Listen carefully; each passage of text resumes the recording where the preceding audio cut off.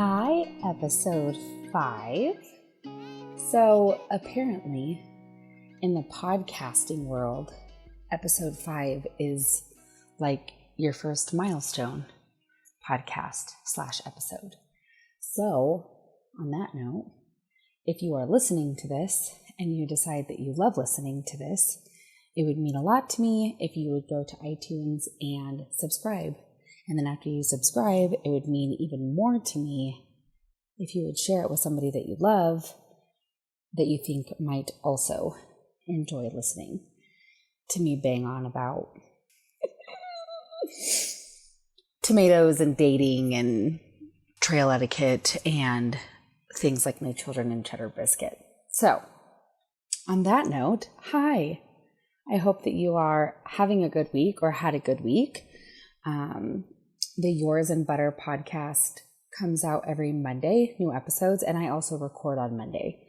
So I'm a week ahead of y'all. So happy summer, happy solstice. It is hard for me to believe that the end of June is already near, which basically means that it's the end of the summer. I'm just kidding. Although it really does just sort of feel like time is in overdrive, and I am wrapping my brain around the fact that that we're just like living in June of 2021. And actually this coming Wednesday, the 23rd of June, will be exactly 6 months since I moved out of my ex-husband's home. And so that is also feeling very milestone-y to me as well. So, it is Cancer season. Happy solstice. I am a Cancer. I'm feeling very in my feelings today. And without further ado, we're just going to get right into it. And I'll tell you why I'm in my feelings. So I actually recorded this episode earlier today. I generally record fairly early on in the day when I feel like I have my thoughts collected and my life together and my children are not in the house. But that's neither here nor there because I got hung up on some semantics of this recipe that I'm going to share with y'all. It's like a recipe, non-recipe. You know what I'm saying? And so I was talking with, the producer and no, it'll be okay. And I'm like, is it? No. And so then I decided that no, it just simply wasn't okay. So we're going to go ahead and re-record. So now my children are in bed. I'm staring at the youngest one, Maddox, on the baby monitor right now as we speak. I have a beer in my hand. I'm drinking it out of the can like the feral animal that I am. And so like, God willing, we're going to get through the next 30 minutes without any interruptions. Okay. So first things first, we're just going to kind of get right into things. And I am going to read and answer some of the questions that y'all have sent me this week. I am loving this more and more every single week. My idea for this podcast in general was for it to be like very community minded and focused, and maybe it was me doing the talking, but I want it to be about the collective and about us, and like literally want it to feel like we're pulling up a seat at the table together. You know what I'm saying? So if you have questions or comments or concerns or want to drag me, just kidding, please don't. You can send me an email, like a typed out email, or you can send me like an audio clip. If you have like a specific short story that you want to share, to yoursinbutter@gmail.com. Okay. And as always, unless you, sort of give me like pseudo permission without giving me permission to share who you are, because obviously I know who you are if you email me or if you send me DMs or whatever the case may be. But unless you're like signing your name and where you're from, I'm going to assume that you want to remain anonymous. Deal? Okay. The first question that I have, that I've actually been asked this kind of sort of previously in an earlier episode, and I could go on and on about this, but I'm not going to. I'm going to try not to. This question is, Hey, Ava, you mentioned that your son might be a picky eater. What's going to be your approach with that? Sarah from Seattle. Well, Sarah from Seattle, my approach is actually going to be a non-approach.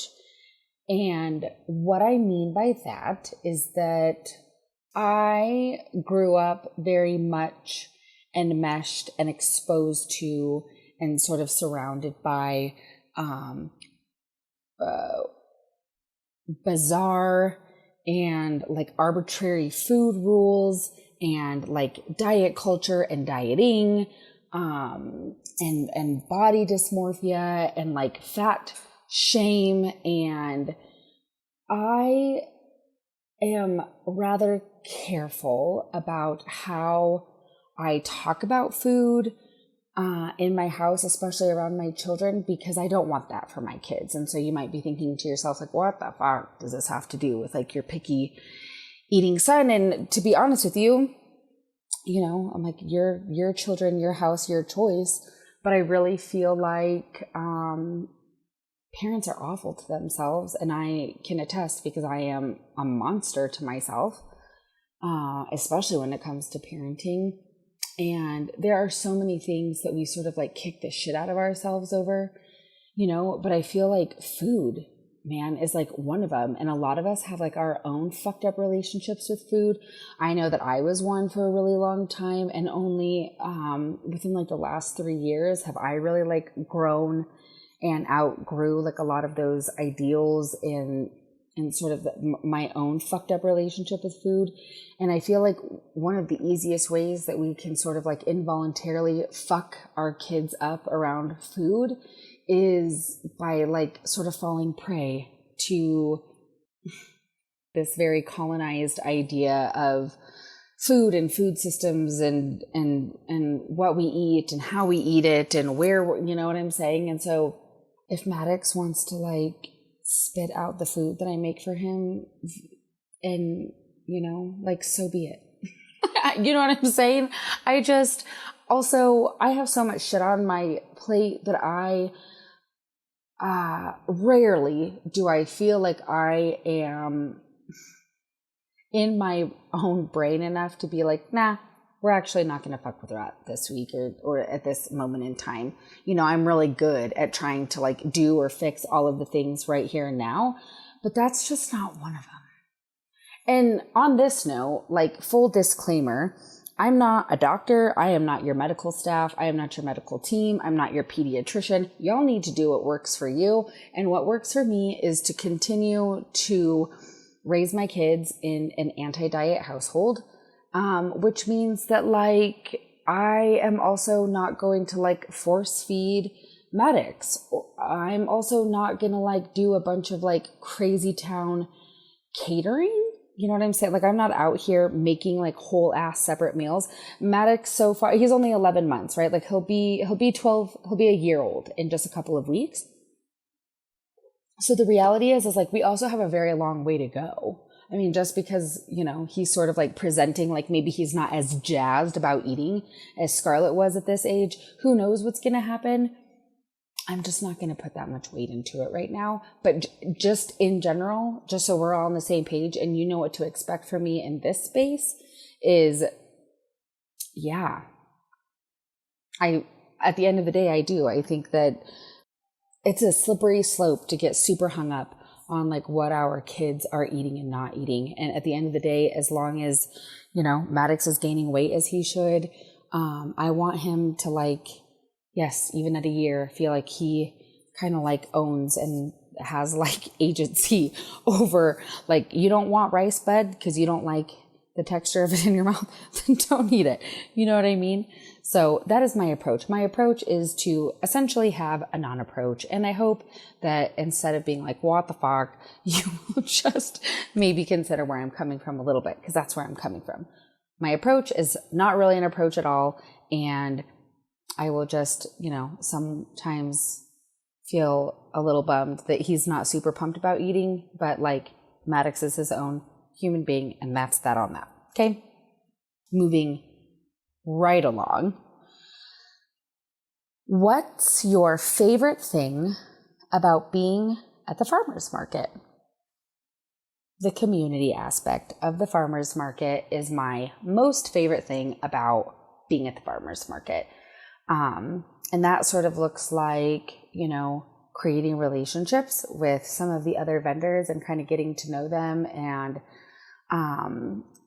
just sort of, having this like mutual and also like unsaid understanding of like knowing just exactly how tired or how hot or how fill in the blank that like each other are. You know what I'm saying? Like as the day progresses, you can just kind of look at each other and be like, "Bonk." But also on that note, it's just like it's such a cool thing, especially for me to be a part of. And I feel really grateful to be in that space. And as time goes on, it's cool, right? Like there's a woman who owns a farm that's just like a couple stalls down from me. And she's just like a fucking badass. Like she just like hoofs everything out of her little truck and like pops her tent up by herself like so fast.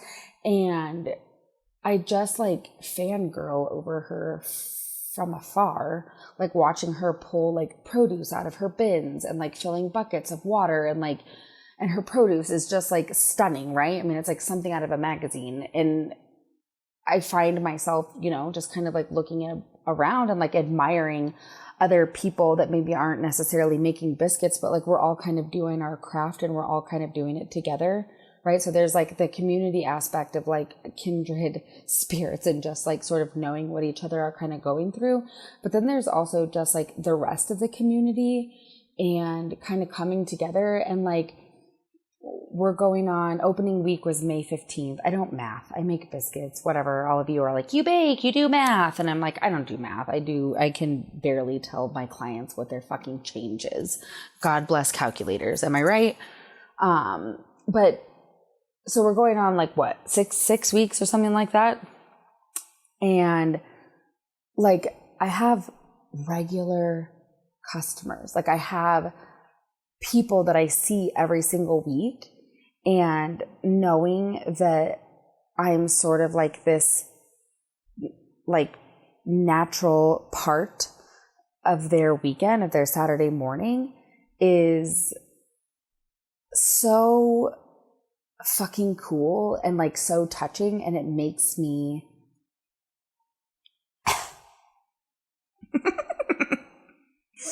it's been like it's been an entire decade today, and I am not at a place where I am going to cry out this podcast. I said we're not crying right now, but seriously, like I know that that's so small, but there's a gentleman that comes and sees me, and he buys vegan biscuits every single week.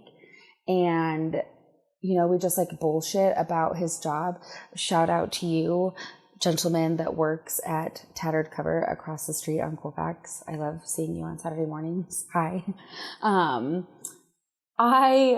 I just can't even with that, like I said, just like knowing that somebody has just like made me a part of their week is really special to me. And so, yeah, it's the community for me as usual. That's a good question. And I'm glad that somebody asked me that question, because hands down, without a doubt. And also like, it's my best bud, Mel from Nectar, who I get to like bullshit with. Like, we love each other so much, and we understand each other so much about like what we do and how hard we work, and because of this, I never get to see her, but I get to see her at market, and we get to like hang out and bullshit. And so, yeah, it's the community. And I'm just like really grateful to be in that space with all of those people. So if you're in the Denver area, you know where to find me every Saturday through October, City Park Farmers Market, 8 to 1. Come and get your biscuits. All right. Next question is, hi, Ava. I hope it's okay to ask this, but I'm wondering how you came to identify as queer and what that means to you. Liz from Burbank. Well, Liz from Burbank, I do not have like a tremendous coming out story. And I think that that's okay. You know, like, I have known how I felt inside of my guts for a really long time, you know, but I think when I decided to like publicly state, you know, like that I identified as queer, which by the way was several years ago. And at the time I was married to a cisgendered man. I existed in a monogamous relationship. And so while I identified as queer and while I have, you know, like been with people that are the same sex as me, in the past, like at the time, you know, like I was with a cisgendered man. That's, you know, and so I wasn't, I don't, you know, like, yeah, I was married to a man. And so, but I knew, like, again, with inside of my guts, like how I felt, you know, and so I think that I'm really grateful that I didn't have a lot of fear. I didn't have any fear, honestly. And I didn't feel shame. I felt like very matter of fact. I felt like I was just making a statement that felt really good and really natural and really organic to come out of my mouth. It didn't feel like a big to-do-ha. You know, like I said, I just felt like I was making a statement, you know, like that I identify as queer, that I am attracted to all sorts of identities and orientations. And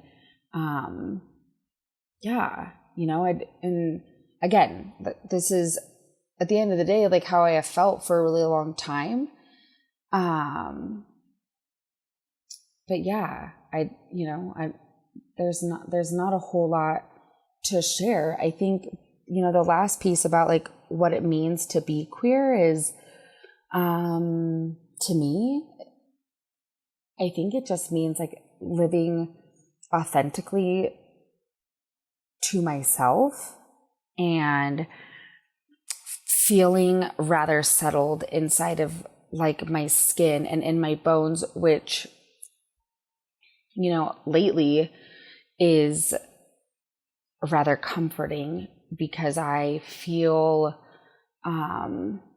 sort of untethered for the most part to a lot of things. And some of that is in like a really good way, you know, some of that is like, I feel really released and free from a lot of things. But like on the same hand, there are parts of my life that like I don't, you know, have maybe as great of a handle on, like whatever the fuck that means, right? Or maybe I don't feel like I'm as in control in some other parts of my life. And so this has been a really fantastic thing for me to sort of like be able to exist in and also play out, right? Like not that it's a performance, because it's definitely not, but because I am monogamous, you know, like, I think that, yeah, like I said, being able to live authentically and match, you know, like my lifestyle and like the company that I keep and that sort of thing, like be able to match that in which I feel on the inside has been really good for me. And I am really grateful that I gave myself, you know, that chance, you know? And so, yeah, I hope that answers your question. I did the best that I could. Another question is, and this is really going to be the last one, I think. I am already trying to decide what to do with a metric ton of tomatoes this summer. What are your favorites? This is where we got fucked earlier, okay? So what I loved about this question and what I try to do every week is like, I do try to get my life together. Believe it or not, before I actually sit down to record, right? I'm taking a sip of my beer, don't judge me.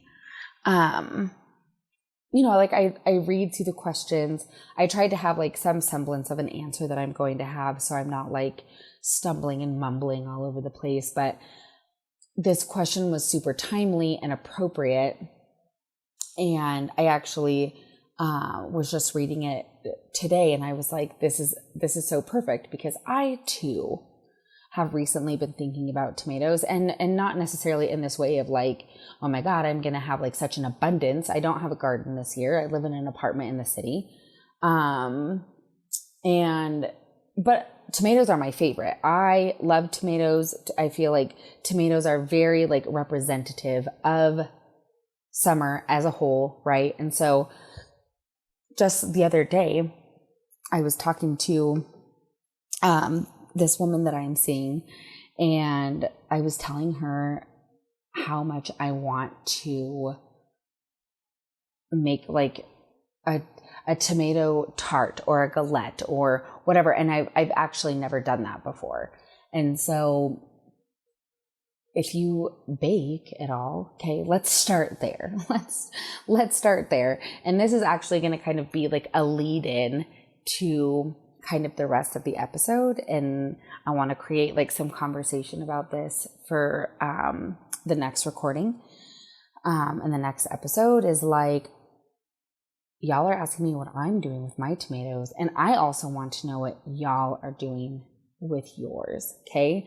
So another reason why this was very timely is because some of you may know that Mondays in my house are pancake pajama party, okay? So rewind to the beginning of April. My children have never been in daycare before, and they're starting daycare. And it fucking rained. It like rained all of April. Like, I mean, really and truly it did. It like rained for 3 weeks. Or maybe it was May. Who knows? But anyways, there was like a large chunk of time in which it rained, which was like unreasonable and unseasonable for Denver. I have never seen such a long rainy period, but it was rather appropriate because it matched our moods. We were just like hiking right along Shamble Mountain. And if you didn't know this by now, I actually happen to be the queen of Shamble Mountain. And it was just kind of a shitty time, you know, like, it was just like new for everybody. And okay, I have to pause because I'm really distracted.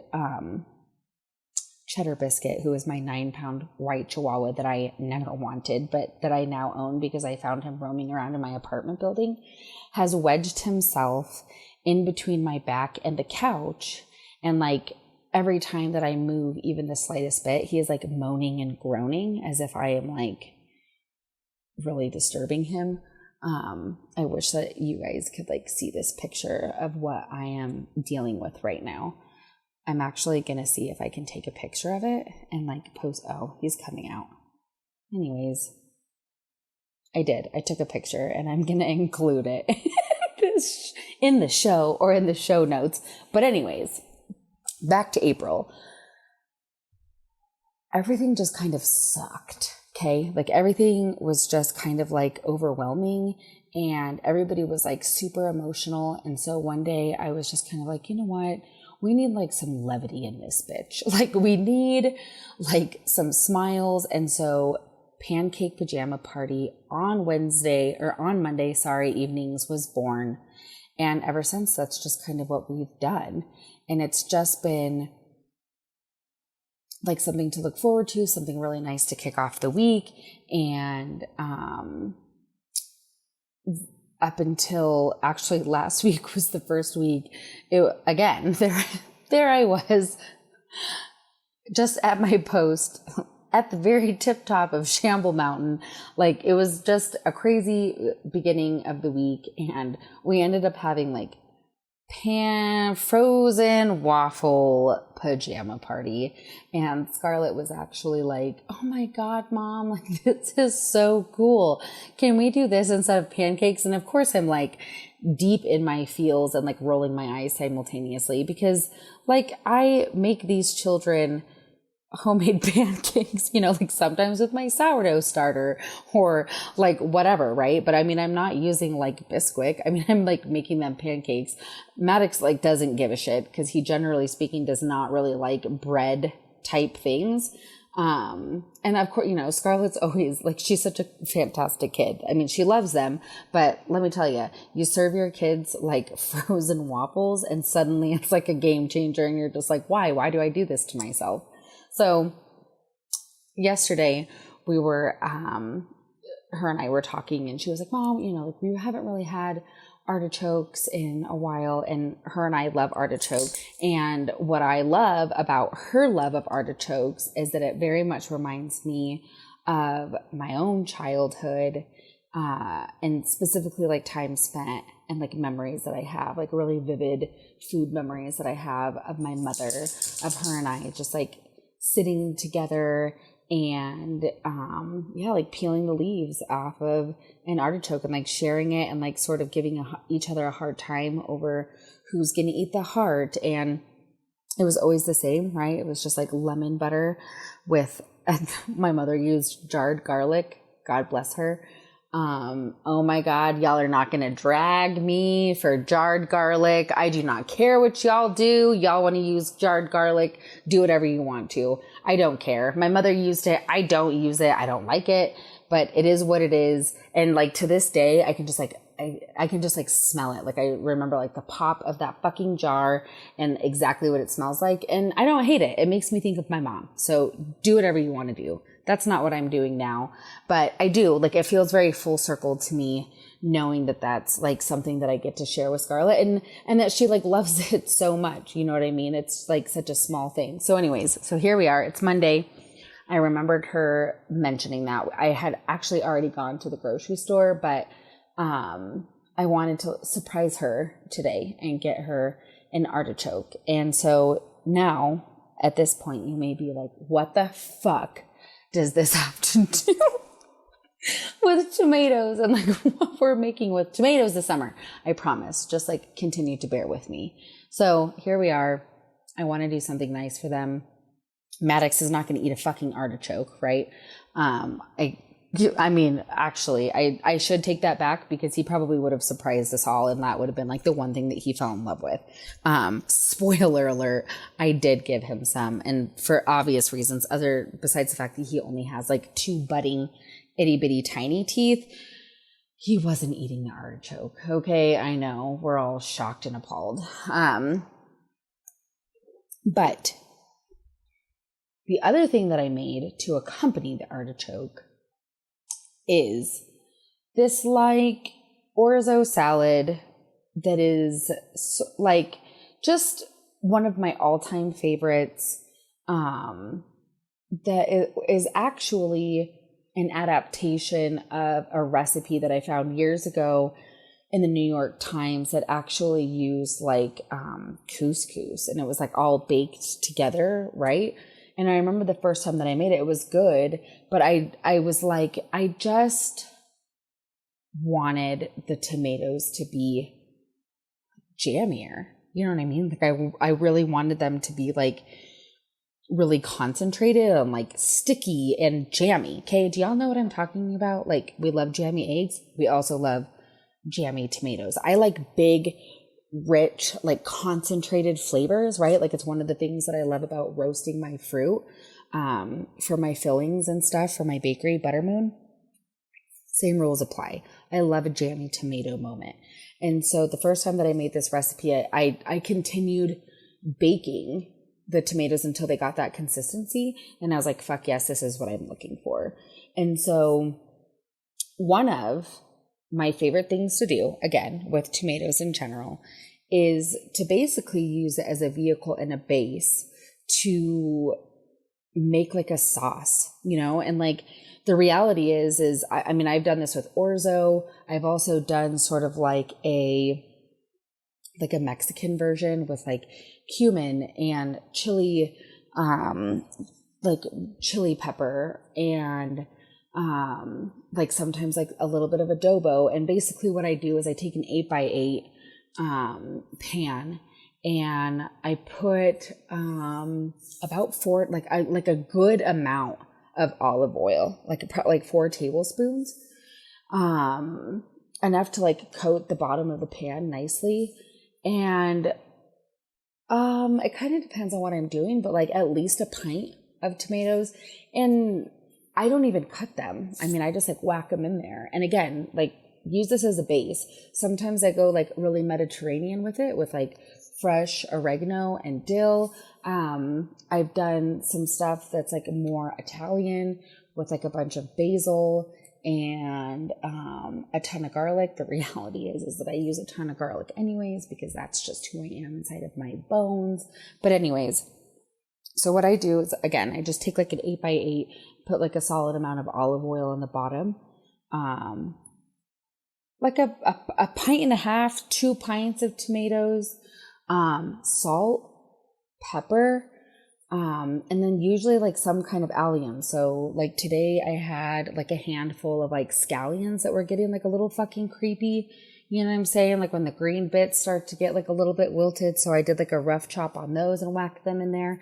And then usually I add some sort of like bean situation. So like sometimes I do white beans, sometimes I do chickpeas, sometimes I do like this cheesy rice version with like black beans. Again, same rules still apply. We're looking for like a jammy tomato situation that basically you can use as like a sauce and a vehicle for other things. Okay.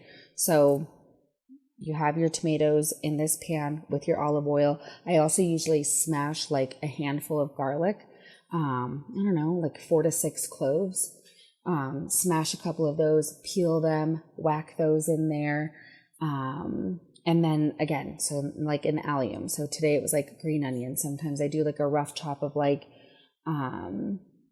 red onions. Sometimes I do thinly sliced shallot, and I roast everything at 425, including the beans, right? So like whatever bean that you choose to use.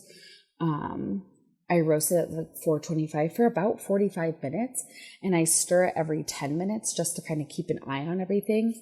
And you'll see like, you know, your olive oil is going to start to deepen in color. You're going to get like a little bit of color on your garlic.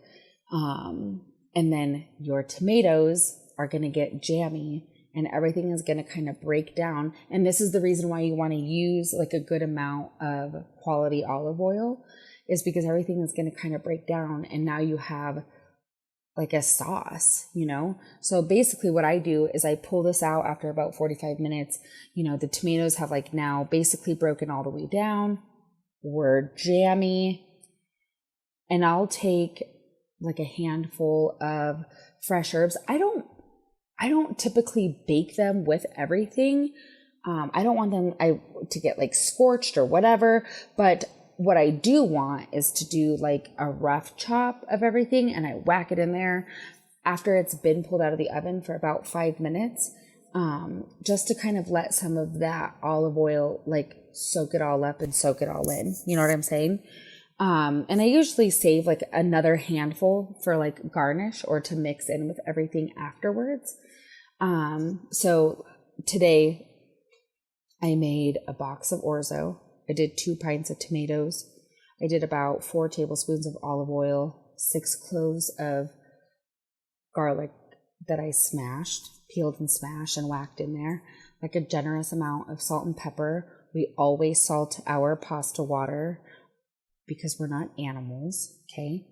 And then at the end, again, so like this is like a choose your own adventure type situation. I wanted to add like some extra veg in there. And so at the last 10 minutes, I did a chop of like a medium-sized zucchini, and I threw that in the olive oil and the tomato mixture. And I let that go for the last 10 minutes. And then, yeah, so now I have like my cooked Orzo, and I pour this like sauce situation on there, put like a couple generous handfuls of feta, and then I chopped up a bunch of dill, fresh dill, and then toss that with everything. So choose your own adventure. Think of like all of the million ways that you can use like a jammy tomato sauce, and get with the program, y'all. I'm telling you. So there I was, like, you know, Scarlett has her artichoke, and I'm feeling like very full circle, and she was like thrilled that we were doing artichokes. You know, I worried for a second that she was going to get like hung up on the idea of like no, like we're supposed to be doing she didn't give a shit. I mean, I think kids in general are like super like adaptable for the most part. And she was just jazzed on the fact that we were having an artichoke. And also all of us collectively, with the exception of Maddox, apparently, who ate like 3 chickpeas before he decided that like I was obviously trying to poison him. We all love it, whatever, except for him. Even Biscuit ate some of it that fell on the floor because why not? So that is one of my most favorite things to do with tomatoes. And again, like we are going to just figure this out together. I have like my go-tos, you know what I'm saying? Like I just love quality summer tomatoes in general. Like I love like summer panzanella. I love caprese. I love to just eat them with salt. But I also really want to do some new things with tomatoes. And so I'm hoping that next week y'all will like email me this week and tell me what y'all recommend that I should make or do with my favorite summer produce, my favorite summer fruit, which is tomatoes. So on that note, I will let y'all get to it and get on with it. And yeah, send me all your favorite tomato recipes. Send me like something new, you know, like I also want to jazz it up. So if you have like a specific tomato tart or like tomato galette recipe that you are super in love with, I want to know about it. Tell me what it is. Maybe I can make it and take it to our next big gay dinner or something. Okay. All right, y'all. I hope you have a good week. I will see you during episode 6. Bye.